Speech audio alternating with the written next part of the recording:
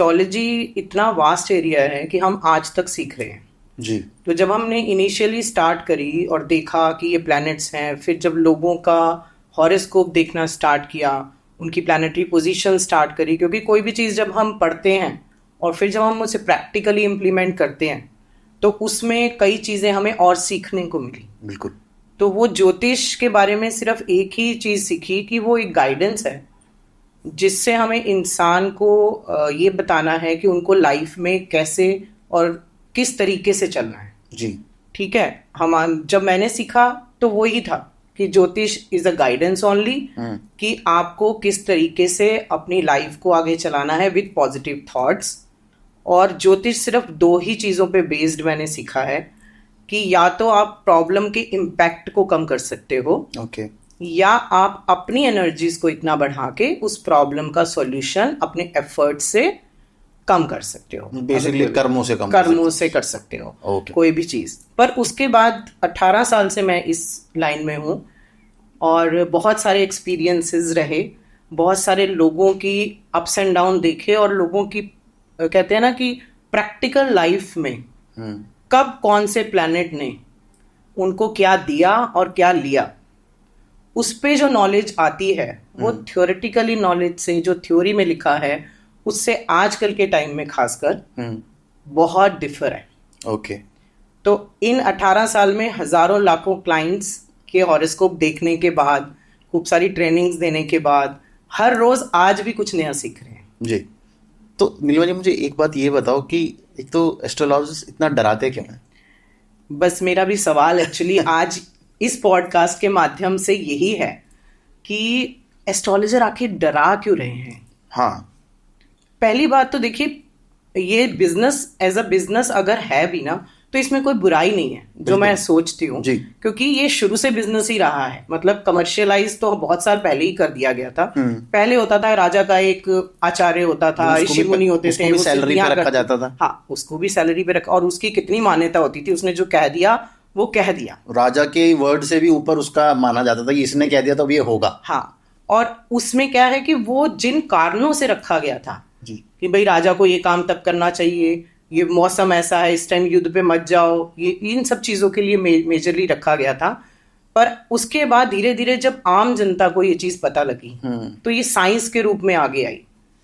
वेद शास्त्र, एस्ट्रोलॉजी, उसकी जितनी भी है, नाड़ी ज्योतिष कह लो, केपी पद्धति कह लो, अब न्यूमोलॉजी कुछ सालों से आई, अंक शास्त्र जी, उसको भी कहते हैं, वो आई चाहे कहते हैं कि बाहर से है, पर अभी उसको भी नॉलेज लेकर काफी लोग अच्छा कर रहे हैं जी। बट अगर मैं कहूँ कि कमर्शियलाइज, तो हर चीज कमर्शियलाइज है। चाहे वो डॉक्टर, चाहे वो लॉयर, चाहे वो टीचर, एजुकेशन सिस्टम और एस्ट्रोलॉजी। पर ये एक सर्विस डिपार्टमेंट है कि हम सर्विस दे रहे हैं किसी जी, को। जी। ठीक है, तो जो डर का व्यापार बन गया है ये, तो मैं सिर्फ एस्ट्रोलॉजी में यही बात बोलूंगी कि पहली बात एक ही लाइन में कि प्लैनेट से या एस्ट्रोलॉजी से डरने की कोई भी जरूरत नहीं है। ओके।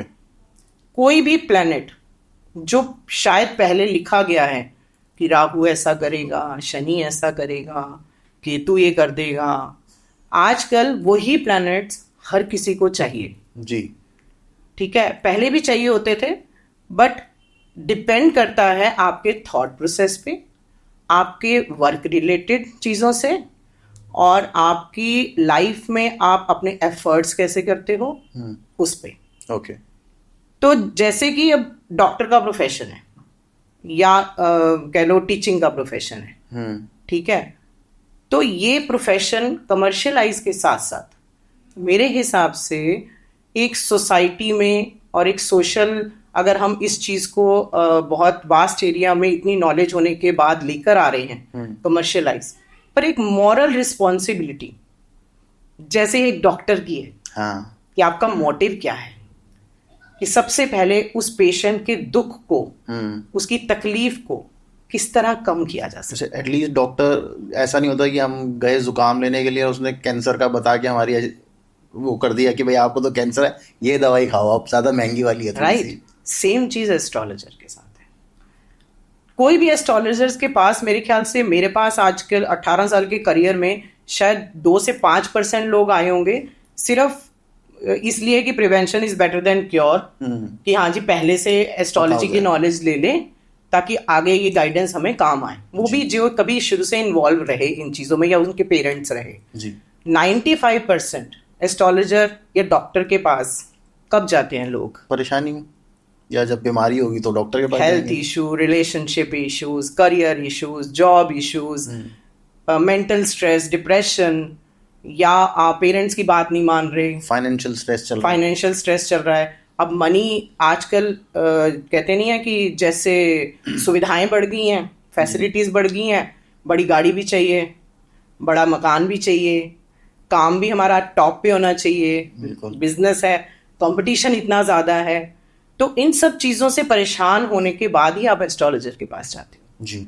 अब एस्ट्रोलॉजर का मोटिव जो मैंने निकाला है कि आप उसके दुख को कितना मिनिमाइज कर सको, क्योंकि वो तो पहले ही दुखी आया है जी, पहले ही सैड आया है, कहते हैं इन प्रॉब्लम से जूझता हुआ आया है, इन प्रॉब्लम के सॉल्यूशन ढूंढ रहा है, उसको कहीं नहीं मिल रहे, पेरेंट से नहीं मिल रहे, पार्टनर से नहीं मिल रहे, फ्रेंड से नहीं मिल रहे, पढ़ाई से नहीं मिल रहे, गूगल से नहीं मिल रहे, ठीक है, क्योंकि उसका थॉट प्रोसेस चेंज नहीं हो रहा जी, और दिन ब दिन तकलीफ आ रही है। तो वो एस्ट्रोलॉजर के पास आया एक दुख लेकर, एक होप लेकर, दुख के साथ साथ उसको बताने के लिए, और आगे से हम ये डरा दें, ओ हो आपका तो राहु चल रहा है, आपका तो शनि चल रहा है, आप तो बस अब गए ही गए, अब ये महंगे महंगे उपाय नहीं करोगे तो आपका कुछ हो नहीं सकता, तो आपको ये करना पड़ेगा। देखिए, एस्ट्रोलॉजी की नॉलेज अगर सचमुच सबको है तो पहला मोटिव एक मॉरल रिस्पॉन्सिबिलिटी, आप उसकी दुख तकलीफ देख रहे हो जी, है ना, आपको भगवान ने या आपकी खुद की एफर्ट्स ने इतनी नॉलेज दे दी है कि आप मतलब आपके पास एक पावर मिल गई है कि क्या आप किसी के एक इंसान की हेल्प कर सकते हैं, किसी के इंसान की चीजें देख रहे हो। अब जैसे कहते नहीं है, जिंदगी को देखने का सबका अपना अपना नजरिया है जी, है ना, जिंदगी कोई जिस परसेप्शन से देखता है उसी परसेप्शन से उसे जिंदगी दिखती है। बिल्कुल। आप नेगेटिव चीजें देखना शुरू करो, आपको नेगेटिव दिखनी शुरू हो जाएंगी, आप पॉजिटिव देखना शुरू करो, आप पॉजिटिव दिखनी शुरू हो जाएंगी, ठीक है ना। तो कहते नहीं है यथा शक्ति तथा सृष्टि जी, तो वो यही है। तो सेम चीज है कि जब आप उसको, उसके थॉट प्रोसेस को जान गए हो, उसकी तकलीफ को भी जान गए हो, कम है ज्यादा है, तो सबसे पहले आपका एक मतलब कहते नहीं है कि ड्यूटी बनती है जी, कि आप उसकी बात को सुनकर उसको सही सॉल्यूशन दें, क्योंकि हर हॉरोस्कोप में पॉजिटिव चीज होती है।